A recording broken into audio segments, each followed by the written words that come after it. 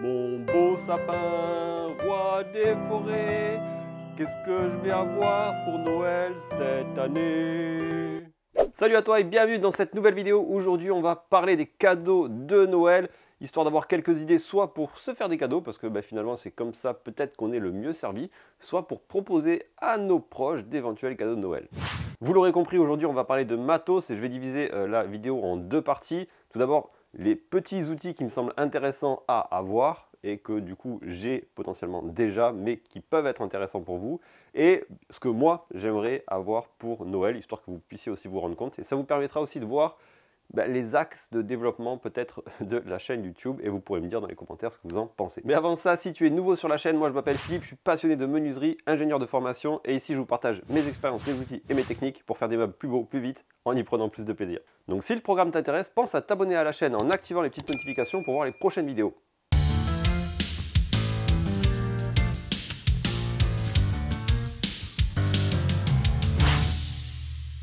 Pour tout ce qui va être petit outillage, je vais en parler pour tout ce qui est un petit peu nouveau et qui me semble intéressant à aborder. Mais j'avais déjà fait une vidéo avec 5 outils à moins de 20 € que vous pouvez avoir sur Amazon. Je vous mets un lien ici en haut à droite pour que vous puissiez y jeter un œil, parce que tout ce qu'il y a dessus, c'est parfaitement encore d'actualité selon moi.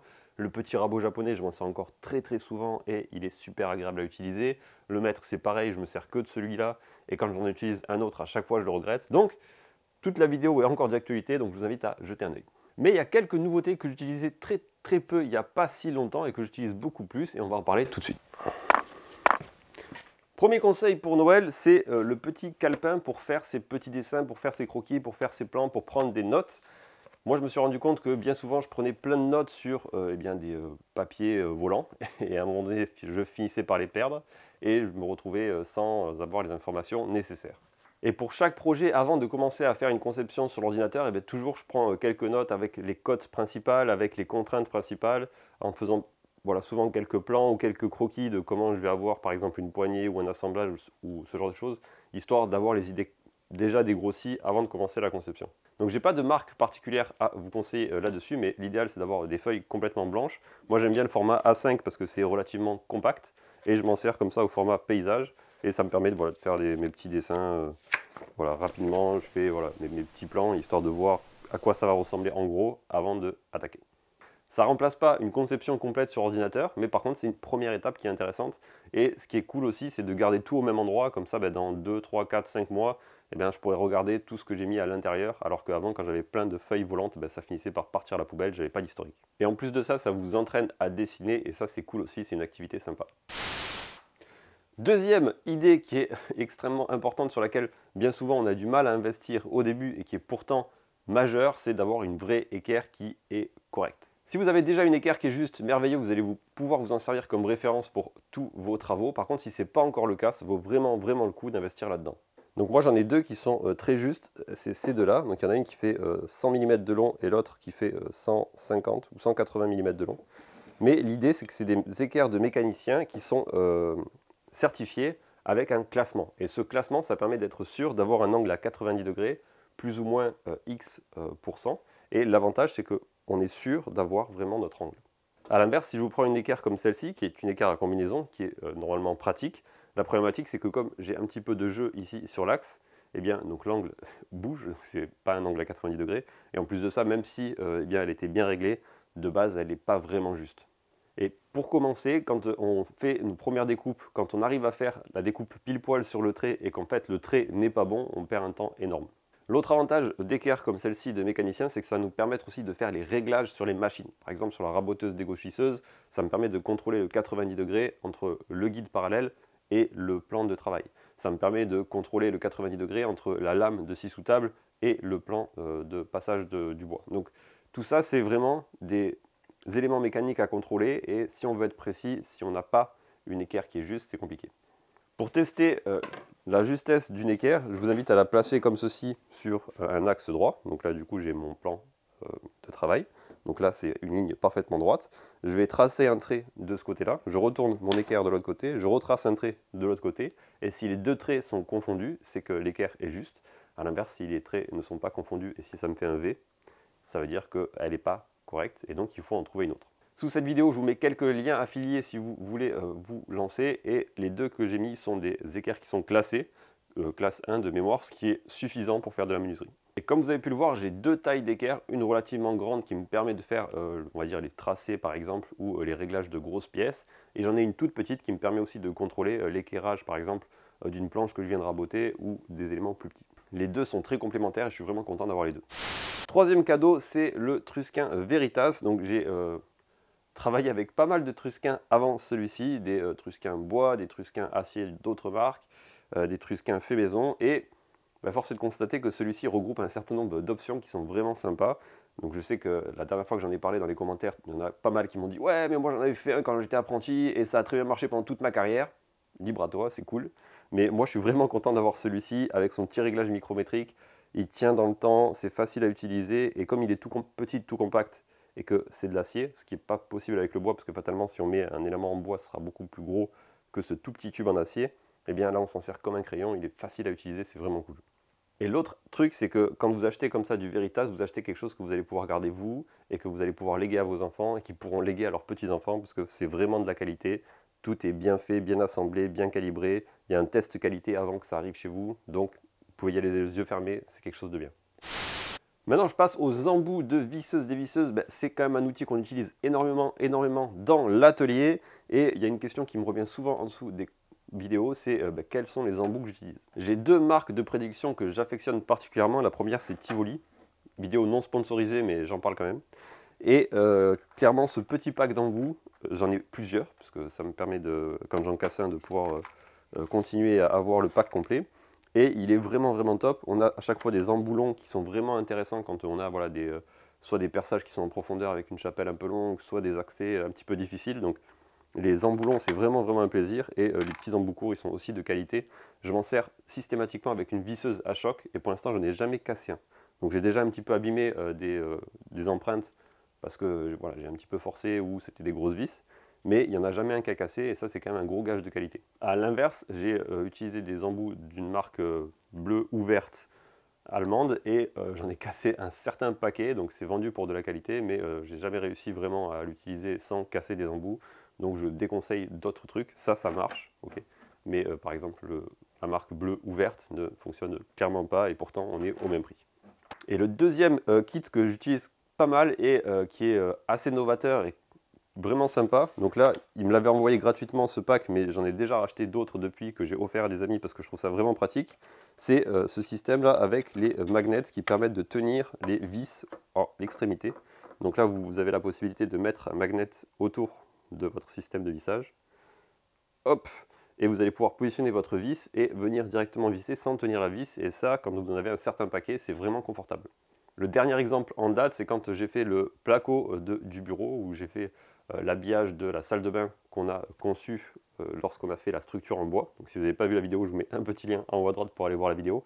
Et quand j'ai mis toute la partie placo, et bien à chaque fois, ce système, on met la vis, elle tient grâce au magnet et on visse ça dans le placo et ça fait gagner un temps fou. C'est quand même très confortable à utiliser. Je ne me rappelle plus exactement de la marque et je ne veux pas la prononcer pas correctement, donc je vous mets un lien en dessous de la vidéo pour que vous puissiez aller jeter un œil.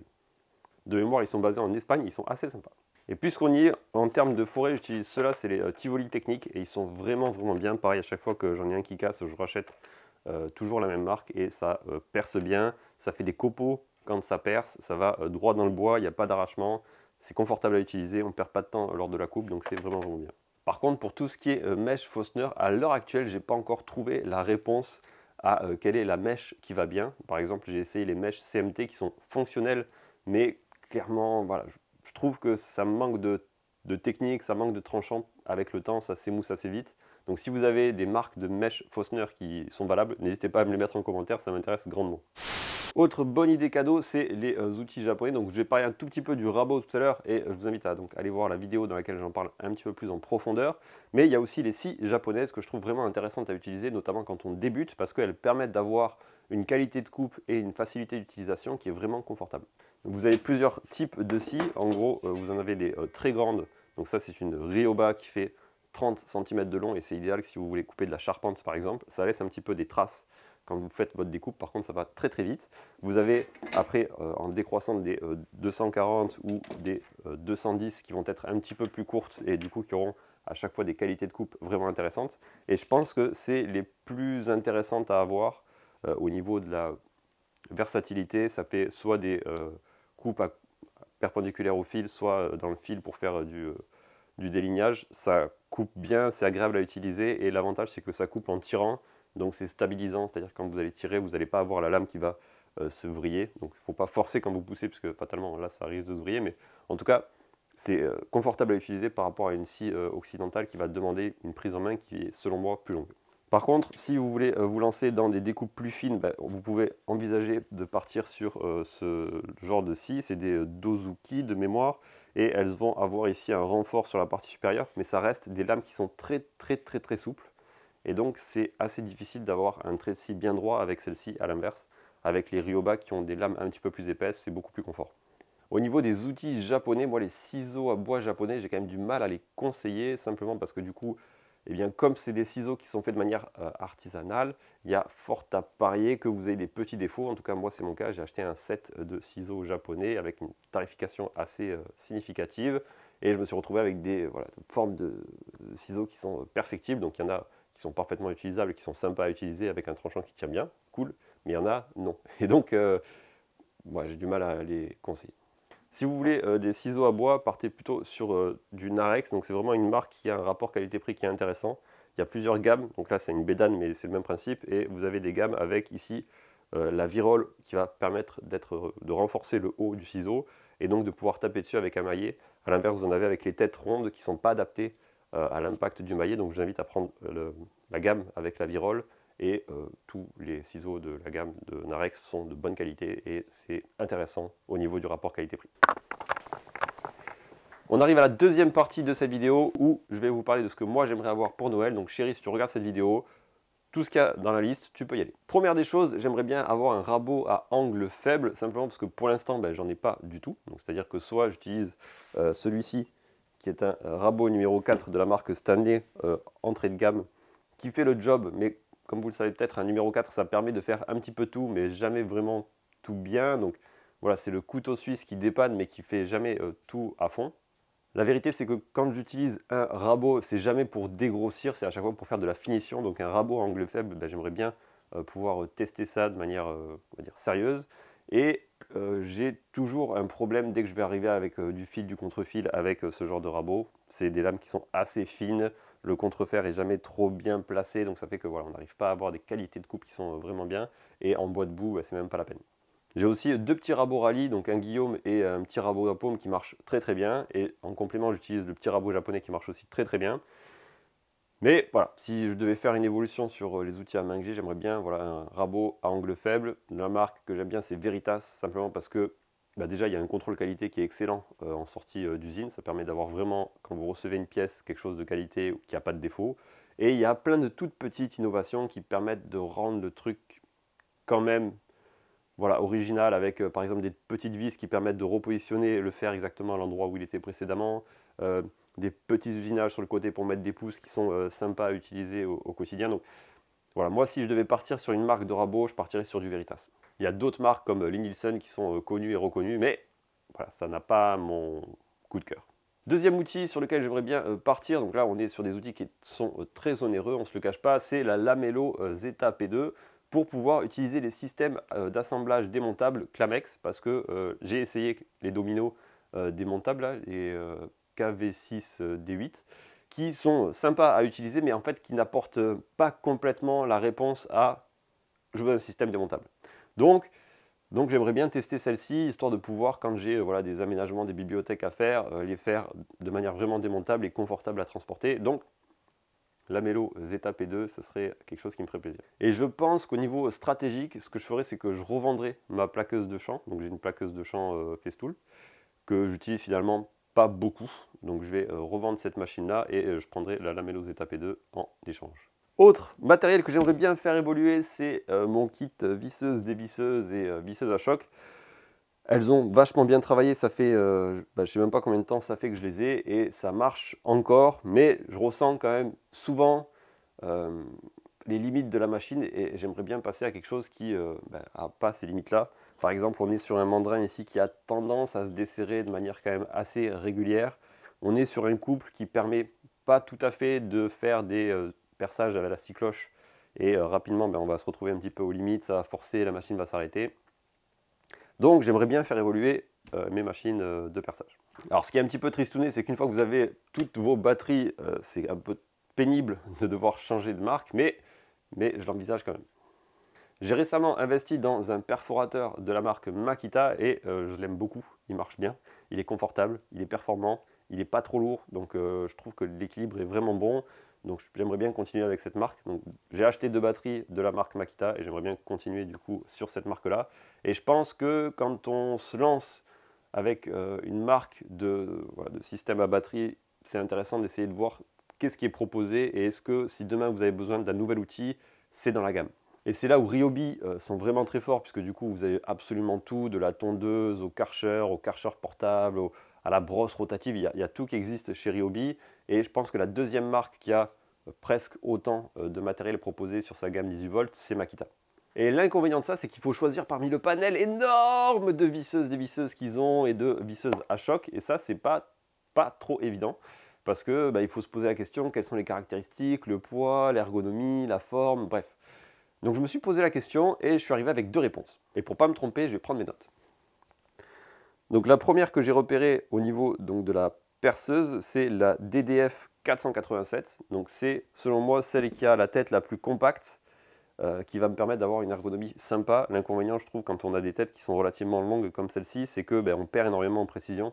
Quand on a la poignée ici, qui est à 20 cm du point de perçage, c'est beaucoup moins confortable que quand on a le mandrin qui est presque dans l'axe, avec le point de perçage qui va être à 10 cm, on est beaucoup plus précis, c'est beaucoup plus maniable.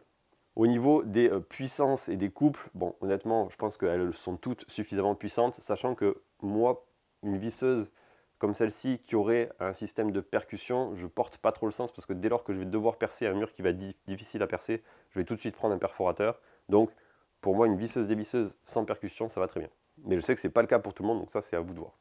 Et pour la visseuse à choc, ce serait la DTD 152 qui me semble être pareil avec une ergonomie, avec une tête relativement petite, un couple de serrage qui est vraiment balèze et voilà, un ensemble assez cohérent pour le produit. Et si je dois choisir un pack, je prendrais juste la visseuse et la visseuse à choc et je ne prendrai pas de caisse ou de batterie ou de chargeur, je préfère acheter ça à part. Bon, déjà batterie et chargeur, j'ai déjà acheté ça à part, mais la caisse, je trouve que pour ce genre d'outil qui est en fait tout le temps dehors, qui est tout le temps dans l'atelier, je ne ressens pas la nécessité d'avoir un système de rangement. Et si j'avais besoin de les emmener ailleurs, je les mets dans un sac et ça marche. Ce qui n'est pas le cas par exemple pour une scie plongeante où quand je m'en sers pas, j'aime bien l'avoir rangée pour éviter que elle s'abîme, qu'elle prenne la poussière, etc. Donc ça, je m'en sers tout le temps, donc je la laisse tout le temps dehors. Et pour tout le reste du matériel, j'aime bien avoir un système de rangement. Autre point que j'aimerais beaucoup faire évoluer, c'est mon système d'aspiration. Donc là, c'est bien qu'il soit en dessous de l'établi, parce que ça me permet d'avoir facilement accès, démarrer, etc. Donc il démarre quand j'appuie sur la machine, quand je démarre une machine, donc ça c'est confortable. Mais ce que j'aimerais encore plus, c'est d'avoir par exemple l'aspirateur qui serait sur l'autre mur, un tuyau qui passe le long du plafond et qui redescendrait ici, ce qui me permettrait de rien avoir en dessous des pieds et de ne pas avoir ces fils là qui traînouillent. Bien que, si je les range correctement, ça peut quand même être ergonomique, mais voilà, à chaque fois quand j'enlève l'aspirateur, que je le remets, j'ai toujours les fils et le tuyau qui traînent ici. J'ai vu des systèmes avec ici une petite perche là qui passe à côté, mais je ne porte pas vraiment le sens. Moi, ce que j'aimerais, c'est vraiment exporter, on va dire, l'aspirateur un petit peu plus loin. Donc il y a Festool qui fait un tuyau qui permet de faire ça, mais c'est un tuyau à 500 balles. Donc aujourd'hui, moi, j'arrive pas à justifier l'achat, mais c'est quelque chose que j'aimerais réussir à mettre en place de manière un petit peu do it yourself pour avoir cette même fonctionnalité. Et si vous ne me croyez pas pour les 500 balles de tuyau, je vous mets un lien juste en dessous de la vidéo pour que vous alliez voir sur le site de Festool. C'est vraiment le prix qui est proposé pour le tuyau de 10 mètres. Donc en plus de ça, bien sûr, il faut l'aspirateur qui va avec. Et pour un professionnel, bien sûr que ça se justifie. La première fois que j'ai vu ce tuyau, c'est dans l'atelier Floki. Si vous ne connaissez pas la chaîne, je vous invite à aller voir. Et j'ai trouvé ça ultra pratique. C'est clair que là, il y a les 2 tuyaux qui pendent au-dessus. On fait son usinage, il n'y a aucun fil qui traîne, c'est parfait. Mais voilà, pour moi, pour l'instant, j'ai pas encore